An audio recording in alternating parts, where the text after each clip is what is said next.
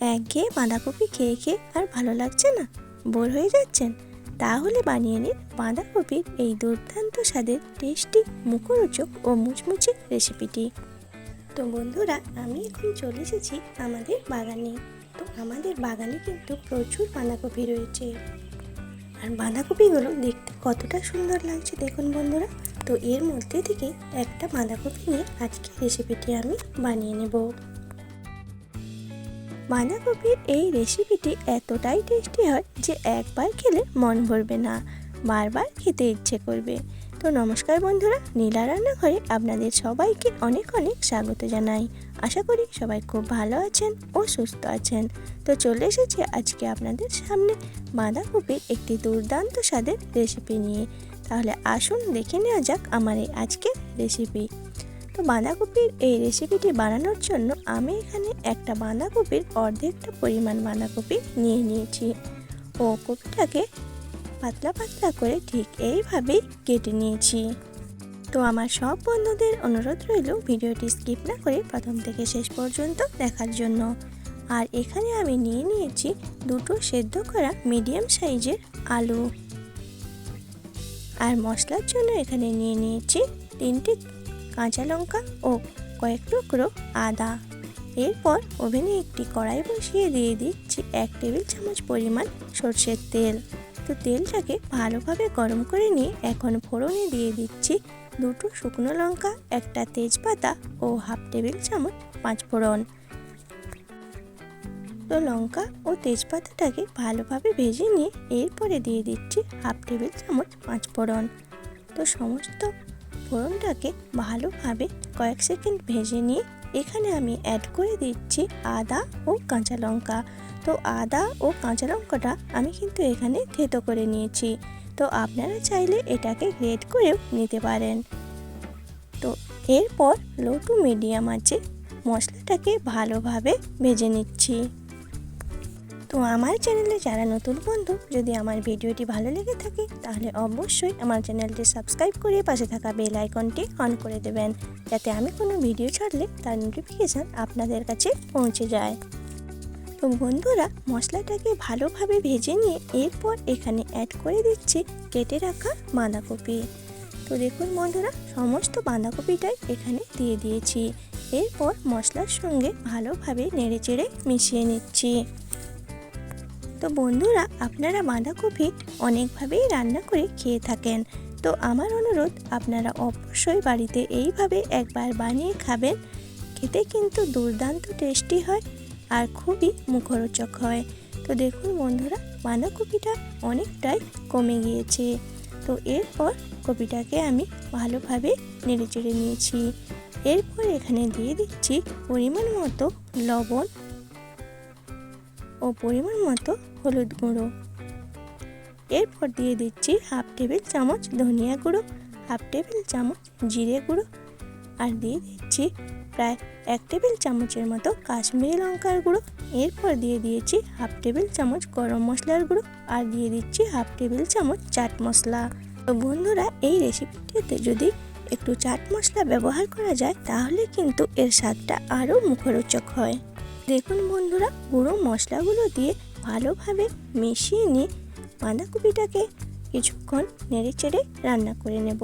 তো বন্ধুরা, এই রেসিপিটি কিন্তু সন্ধ্যের চা বা স্ন্যাক্স হিসাবে খুব সুন্দরভাবে খাওয়া যায়। তো দেখুন বন্ধুরা, বাঁধাকপিটাকে বেশ ভালোভাবেই রান্না করে নিয়েছি। এরপর এখানে যে সেদ্ধ করা আলুটা আমি নিয়েছিলাম সেটাকে ঠিক এইভাবে ম্যাশ করে নিয়েছি। তো ম্যাশ করে এখন এটা বাঁধাকপির সঙ্গে অ্যাড করে দিচ্ছি। তো আলুটা দিয়ে ভালোভাবে মিশিয়ে নিয়ে বাঁধাকপির সঙ্গে কিছুক্ষণ আমি কষিয়ে নেব।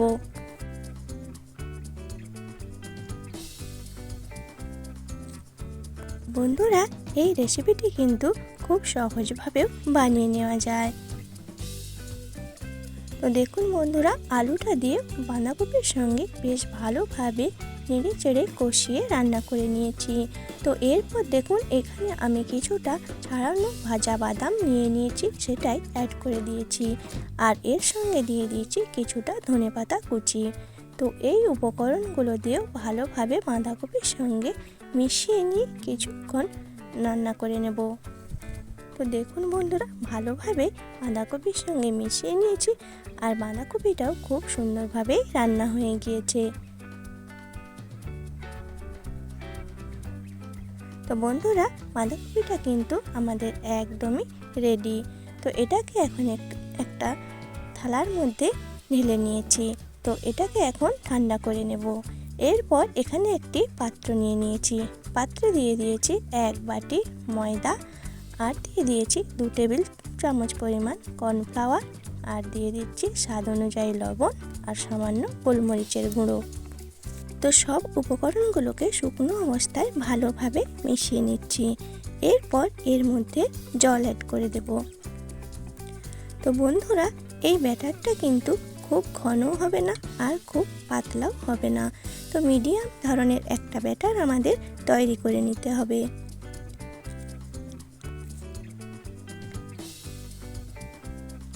তো দেখুন বন্ধুরা, ব্যাটারটাকে ভালোভাবে মিশিয়ে নিচ্ছি।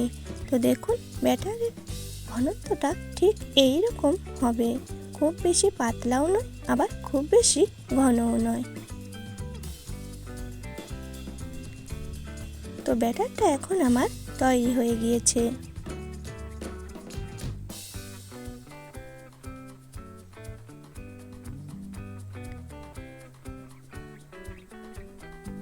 তো এটাকে এখন আমি এক পাশে সরিয়ে রেখে দেব। তো এরপর যে বাঁধাকপিটা আমি থালাতে ঢেলে রেখেছিলাম সেটা কিন্তু এখন ঠান্ডা হয়ে গিয়েছে। তো এখান থেকে আমি কিছুটা অংশ নিয়ে একটা করে বলের আকারে তৈরি করে নেব। তো দেখুন, ঠিক এইভাবে বাঁধাকপির বলগুলোকে তৈরি করে নেব। তো আরও একটা আপনাদের বানিয়ে দেখিয়ে দিচ্ছি। তো ঠিক এইভাবে করে গড়ে নেবেন, বা আপনারা যদি আপনাদের কোনো পছন্দের শেপ দিতে চান তাহলেও দিয়ে নিতে পারেন। তো বন্ধুরা, এক এক করে সমস্ত বাঁধাকপি থেকে বল আমি তৈরি করে নিয়েছি। এরপর দেখুন, এখানে আমি নিয়ে নিয়েছি কিছুটা বিস্কুটের গুঁড়ো। তো আপনারা যে কোনো বিস্কুটের গুঁড়ো এখানে নিয়ে নিতে পারেন। তো এরপর ব্যাটারটাকে আরও একটু গুলে নিচ্ছি। এরপর ব্যাটারের মধ্যে একটা করে বল দিয়ে ভালোভাবে ডুবিয়ে নিয়ে বিস্কুটের গুঁড়োর মধ্যে দিয়ে ভালোভাবে মেখে নেব। তো দেখুন, ঠিক এইভাবেই মেখে নিতে হবে। তো এরপর আবারও আমি ব্যাটারের মধ্যে দিয়ে দিচ্ছি। আবারও ভালোভাবে ব্যাটারের মধ্যে ডুবিয়ে আবারও বিস্কুটের মধ্যে ভালোভাবে কোটিং করে নেব। তো আমি কিন্তু এখানে ডবল কোটিং করে নিচ্ছি, আপনারা চাইলে একবারেই করতে পারেন। তো এটা ডবল কোটিং করলে এটা কিন্তু বেশ মুচমুচে হয়। তো দেখুন, এটা আমার একদমই রেডি হয়ে গিয়েছে, একটা পাত্রে তুলে রাখছি। তো আরও একটা আপনাদের বানিয়ে দেখিয়ে দিচ্ছি। তো প্রথমে ব্যাটারের মধ্যে দিয়ে একইভাবে এই বলটাকেও তৈরি করে নেব। তো আবারও বিস্কুটের গুঁড়োর মধ্যে দিয়ে দিয়েছি, ভালোভাবে লাগিয়ে নিয়ে আবারও ব্যাটারের মধ্যে দিয়ে আবারও বিস্কুটের গুঁড়োর মধ্যে দিয়ে রেখে দেব। তো বন্ধুরা, অবশ্যই বাড়িতে আপনারা এইভাবে একবার ট্রাই করে দেখবেন, খেতে কিন্তু দুর্দান্ত লাগে আর একদমই অন্যরকম টেস্ট হয়, খুবই মুখরোচক আর খুবই সুস্বাদু। তো দেখুন বন্ধুরা, সমস্ত বাঁধাকপির বলগুলো আমার তৈরি হয়ে গিয়েছে। তো এদিকে ওভেনে একটি কড়াইয়ে আমি তেল গরম করতে দিয়েছিলাম। তো তেলটা বেশ ভালোভাবেই গরম হয়ে গিয়েছে। এরপর বাঁধাকপির বলগুলো দিয়ে বেশ ভালোভাবে মুচমুচে করে ভেজে নেব। তো বাঁধাকপির বলগুলোকে আমি দুটো ব্যাচে ভেজে নেব। তো প্রথম ব্যাচে কিছুটা বল আমি দিয়ে দিয়েছি, তো বাকিগুলো পরের ব্যাচে ভেজে নেব। তো এই সময় গ্যাসের ফ্লেম কিন্তু মিডিয়াম টু হাইতে রাখতে হবে। তো দেখুন বন্ধুরা, এক পিঠে ভালোভাবে ভাজা হয়ে এলে অপর পিঠে আমি উল্টে দিচ্ছি। তো এগুলো ভাজতে কিন্তু খুব বেশি সময় লাগবে না, খুব অল্প সময়ে এগুলো ভাজা হয়ে যাবে। তো দেখুন, অপর পিঠে সমস্ত বলগুলোকে উল্টে দিয়েছি। তো আবারও উল্টে পাল্টে ভালোভাবে মুচমুচে করে ভেজে নিচ্ছি। তো দেখুন বন্ধুরা, প্রথম ব্যাচের বাঁধাকপির বলগুলো আমার ভাজা হয়ে গিয়েছে। এরপর একটা ছান্তা দিয়ে ছেঁকে তুলে নেব।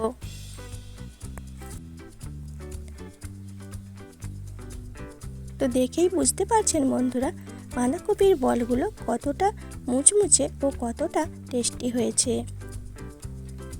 তো সমস্ত বলগুলো আমি তুলে নিচ্ছি। বাকি বাঁধাকপির বলগুলোকে ঠিক একইভাবে তেলের মধ্যে দিয়ে উল্টে পাল্টে লাল মুচমুচে করে ভেজে নেব। তো দেখুন বন্ধুরা, বাকি বলগুলো আমার ভাজা হয়ে গিয়েছে। তো সমস্ত বাঁধাকপির বলগুলো ভাজা হয়ে গিয়েছে, আর দেখেই বুঝতে পারছেন যে কতটা টেস্টি, মুচমুচে ও মুখরোচক হয়েছে। তো একটা আপনাদের ভেঙে আমি দেখিয়ে দিচ্ছি। তো দেখেই বুঝতে পারছেন বন্ধুরা যে কতটা লোভনীয় হয়েছে।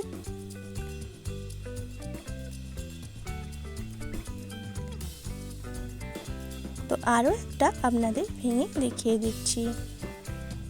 তো খেতে কিন্তু অসাধারণ টেস্ট হয় বন্ধুরা। আপনারা বাড়িতে অবশ্যই একবার বানিয়ে খাবেন আর আমাকে কমেন্টে জানাবেন যে কেমন লেগেছে আপনাদের। তো কেমন লাগলো আমার এই আজকের রেসিপিটি অবশ্যই কমেন্টে জানাবেন। ভালো লাগলে একটি লাইক করে চ্যানেলটি শেয়ার করে দেবেন।